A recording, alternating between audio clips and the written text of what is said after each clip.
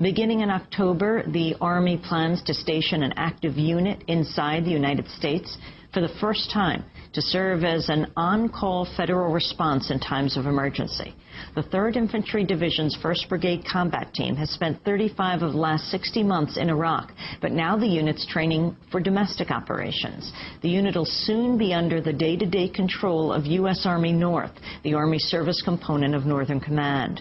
The Army Times reports this new mission marks the first time an active unit has been given a dedicated assignment to Northern Command.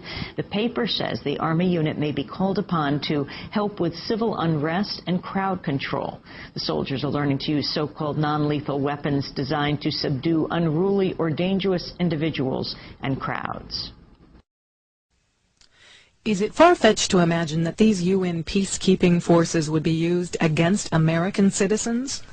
The 502nd, another unit from Fort Campbell, Kentucky, is shown here arriving as peacekeepers in Somalia, wearing their UN blue berets and UN insignia. Shortly thereafter, this same unit, the 502nd, was in Arkansas practicing house-to-house searches and seizures in a joint UN training mission called Agile Provider in the spring of 1994. Agile Provider involved 44,000 UN troops, including troops from France and the Netherlands, training in the states of Georgia, North and South Carolina, Arkansas, and Tennessee. Yes, UN troops have been trained in this country in the past, but not in brigade strengths and not in domestic support house-to-house searches and seizures. Many of our congressmen deny that UN troops are being trained in this country at all, but as you can see in these clips from Fort Chaffee, Arkansas, Germans were training here last spring. Das ist die Baracke 1660, die da. Im zweiten Zug der Hitzschall UN training has become so widespread that many of the newspapers around the country have had at least one such story. This official news release from the Navy High Command at Welcom further confirms that UN troops were training in this country this past spring in forcible entries of homes using special operations tactics. News releases from around the country speak of law enforcement and military training together for so-called terrorist suppression involving attacks on civilian facilities. Did you know that 49 of our most famous landmarks have been given to the United Nations as supposed biospheres? Yet many of these supposed biospheres are located outside military facilities and are used for covert UN military special operations training areas. On the border between the U.S. and Canada, we see the UN flag flying between the U.S. and Canadian flags. Throughout cities in America, UN flags are popping up outside government buildings. But perhaps most disturbing was this letter received by New American Magazine detailing a survey given to Marines at 29 Palms Base. We confirmed this survey was given to Army Special Operations recruits. The survey asked troops whether they would swear to the following code. I am a United Nations fighting person. I serve in the forces which maintain world peace and every nation's way of life. I am prepared to give my life in their defense. This survey also asked if these U.S. military men would fire upon U.S. citizens who refuse or resist confiscation of firearms banned by the U.S. government.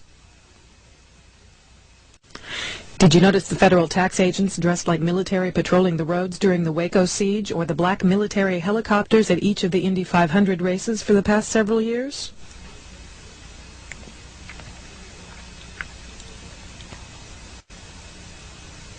We found that these state facilities are being built in the middle of U.S. Army property, not just in Indiana, but other states, as people sent us pictures of such facilities in their states, such as this facility at Camp Pinckney in Brighton, Michigan. You see not only the black vans here, but curiously, there are reverse swastikas carved into each end of the roof. We also began to receive information about the Federal Emergency Management Agency known as FEMA, such as these pictures of a FEMA facility in Texas. FEMA operations are divided into 10 regions, as we were told in this letter from FEMA. The American public has been led to believe that FEMA is for disaster relief operations. Yet if we look at military manuals such as FM 4130, the U.S. Army Civil Affairs and Operations Manual, you'll find the details about who FEMA really is. The government doesn't want this information out because, as you can see, the manual says to destroy it by any means that will prevent its dissemination. The manual says that FEMA is the executive agency that serves as the point of contact for the USG for emergency management within the United States. Under Executive Order 12148 of July 20th, 1979, the President transferred all functions from the Civil Defense, Civil Preparedness agencies under the Department of Defense to FEMA.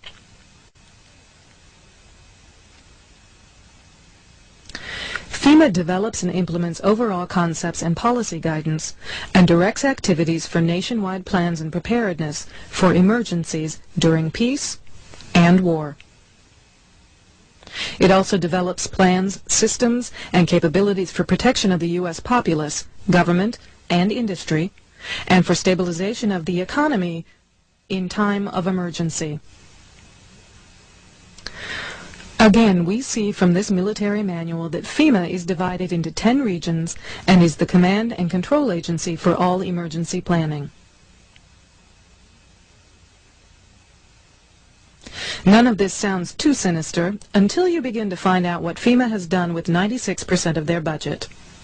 FEMA has built prisons around the country, and they've also built underground facilities.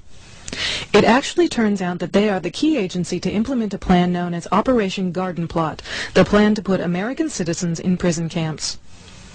Under Executive Order 12919, signed by Bill Clinton on June 3, 1993, presidential authority under a 1950s Defense Production Act was delegated to the Secretaries of Defense, Agriculture, Treasury, and Commerce to seize all civilian property for the government solely by declaring them necessary for national defense. It also gave the Director of FEMA the authority to implement FEMA plans during a national emergency. Most people don't realize that this country has been in a declared state of emergency since the Federal Emergency Act was enacted in 1933, which was the beginning of FEMA, and also gave presidents the authority to issue executive orders. Each president since then has issued an executive order declaring a state of national emergency. Bill Clinton has issued 3 such orders since he took office. Shown here is a FEMA facility in Denton, Texas, where you can see mile after mile of FEMA command and control trailers. These trailers are self-sustaining and contain electrical generators and communications equipment that can be moved out anywhere in the country to start a FEMA operations center.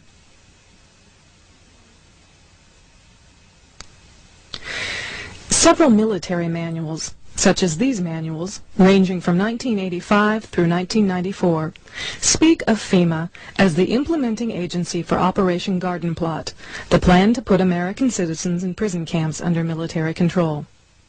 This 1994 Field Manual for Military Police speaks of Operation Garden Plot as a DoD civil disturbance plan that tells the military what they can and cannot do, and that they will operate under FEMA control.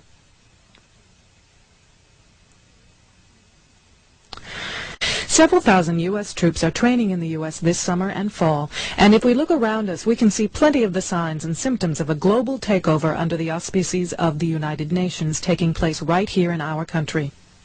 These trucks are Soviet trucks imported from eastern Germany, parked at a private facility in the DeSoto National Forest in Sautier, Mississippi, just outside Gulfport off Highway 59. A sign on the facility says Airmar.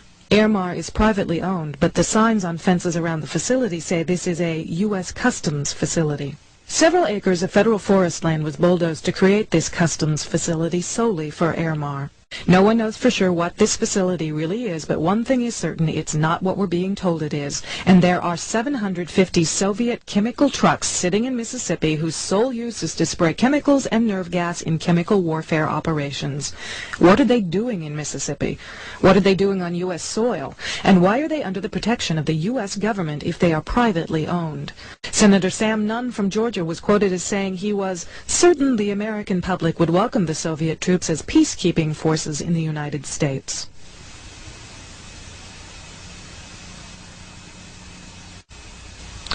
Not only have these Soviet trucks been found in Mississippi, people recently photographed these 2 clearly marked Soviet vehicles in Texas. This train full of American-made tanks was one of 7 such trains that passed through Indianapolis en route to Fort Lewis, Washington in June. We were told that this was the 3rd Armored Division returning from Europe. Yet Fort Lewis has such a severe housing shortage that many military families are actually living in tents. Yet this whole division is being sent there. 3 other such trains passed through Indianapolis in early August, one heading to Fort Riley, Kansas, another to Alabama, and the 3rd to Fort Lewis, Washington. Are these tanks part of Operation Garden Plot, to be used to round us up for the slave labor camps, along with the black helicopters and federal law enforcement that look like active-duty military stationed in our roadways as they were in Waco? Welcome to the New World Order. Expect no mercy.